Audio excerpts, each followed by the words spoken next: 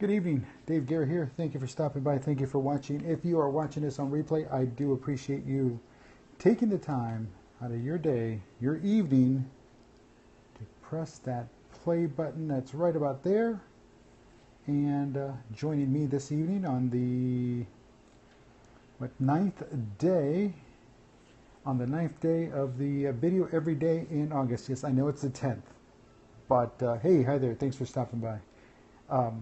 Thank you for joining me on the video every day in August. It is the ninth day I'm doing this because I missed the first, so I'll make up the next day on September 1st. And let's see. Okay, well, have a nice day. So every day I ask a question, and every day I answer that question. And if you're here and you're watching, then by all means, chime in, say hello, and answer the question. And if you're watching on replay, well, you know what? You can let me know on Twitter. I'm at Dave Garrett on Twitter. And as always, you can you can always message me there. So tonight's question is, what does your inner critic tell you? Now, we all have critics. Life is full of criticisms. We criticize others, others criticize us, either face to face as it should be, or behind our back. You know, back there next to the knives and stuff that's back there, the criticism's back there as well. And that's just life. There's always going to be that, and for some reason, somehow people think that's appropriate. But, you know, what can you do? Let them believe what they want to believe. That's their thing. We can't change people. We can only direct them. We can only guide them. We can only tell them, hey, look, I would take this path as opposed to taking that path. We can be there for them when they take the wrong path, but doing it any other way is, well, like beating your head up against a brick wall. It just serves no purpose. So, with that being said, the only critic you can change is you. And inside us, we all have our own inner critic. We're constantly being bombarded by our inner critic. We do something that's just not right. Oh, you knucklehead, what do you think you're doing? Oh, you nitwit. Look at you. What's going on? Why did you do that? And my inner critic, I've been working on it for a long time, a long, long time. And unfortunately, it started off as, well, for a big chunk of my life, it was kind of, my inner critic was a reflection of outsiders. And what outsiders were saying to me or about me or to me or others about me, it was kind of their reflection. I would take it to heart, I would take it deep down inside, and I would internalize it. And it would be like, well, you know, who does he think he is? You know, who is Dave to be doing that? Who is Dave to do this? Who is Dave to do that? And that sinks in. It really, truly does. And if you don't think it sinks in, then I've got a bridge to sell you. It's in New York City. Real cheap. I'll sell it to you real cheap. PayPal. Send me money on PayPal. But I'm kidding. I don't have a bridge to sell you, but I'm not kidding about the other thing. Is there people that will actually believe that they can criticize you, and especially when you're young and you're starting out and you're facing the world head on for the first time, and the first time on your own, typically after you leave, you know, you start questioning things, you start doubting yourself, you start criticizing yourself. That's natural. And sure, our parents can do a good job or a terrible job or a mediocre job in preparing us for being on our own and dealing with our own criticisms, but it's ultimately up to us to deal with it how we want to deal with it. So like I said, initially it was when I was on my own after I joined the military, left high school and went on to do my thing. It was there it was. It was just a lot of, who does he think he is? He has no experience. He has no idea. He doesn't know what the real world's all about. You'd be surprised. You would be surprised. And then as I got moving on, got into things, got into school, got to work, started working after the military, it was more of like, well, you aren't good enough. You're still not good enough. You've got to get going. You've got to get something under your belt. You've got to get some more experience. You've got to get some more education under your belt. And then maybe you'll be good enough. So that was all right. That was okay. Hey, hi there, Papio or Papi or Papi or Lortz. Hi there. Thank you for stopping by. it's like it was just, you're not getting there. But I started seeing light at the end of the tunnel. Yes, I would do things and they'd work out, but I'd still criticize myself. They still just weren't good enough. And then as it progressed, it's more of like, well, keep shaking that tree. You're going to get it. You're getting there. Things are starting to happen. Things are starting to make it.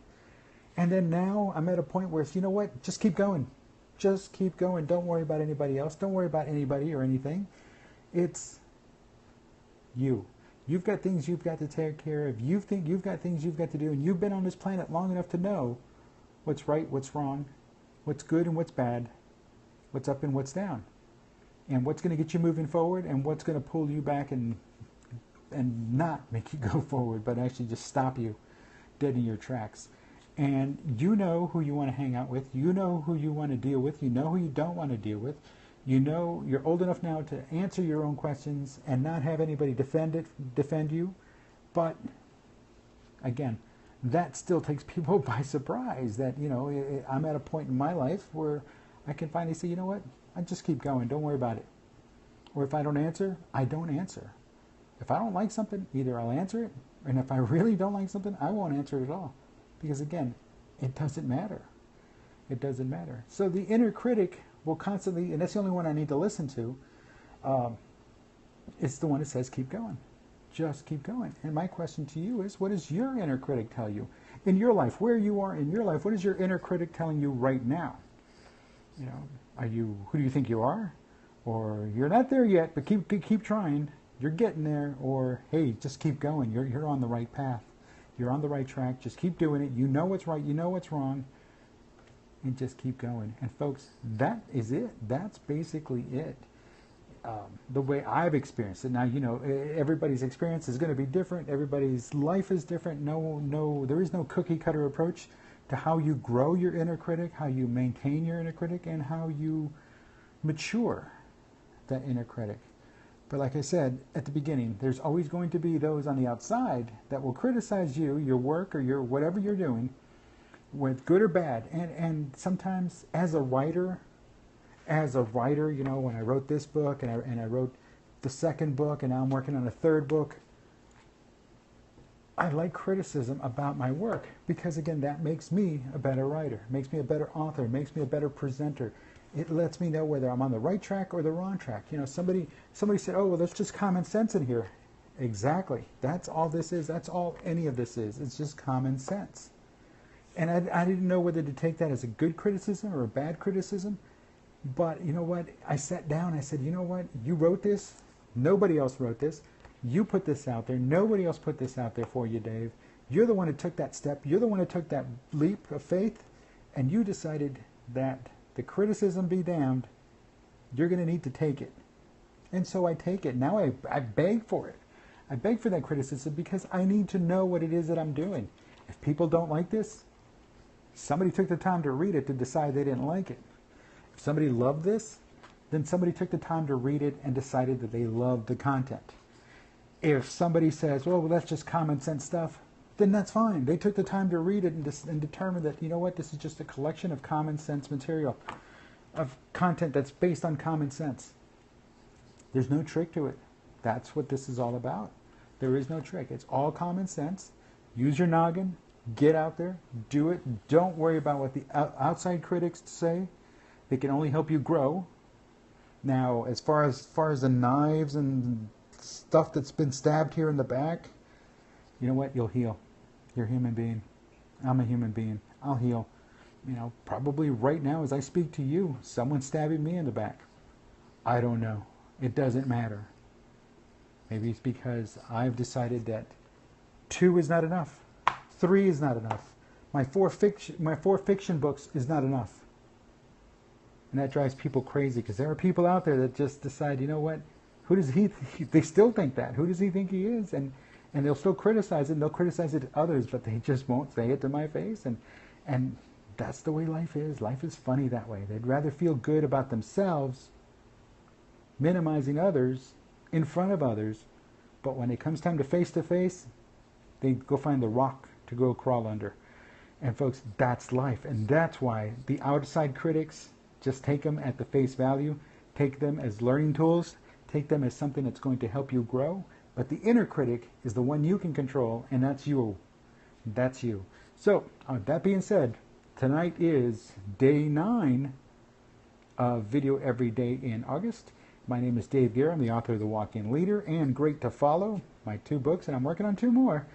And tonight's question is, what does your inner critic tell you? And especially think about it, where in your life is that inner critic? Well, until tomorrow, I thank you for your time. Have a great evening. I will see you tomorrow, about the same time, maybe a little bit earlier. And we'll talk to you real soon. Take care.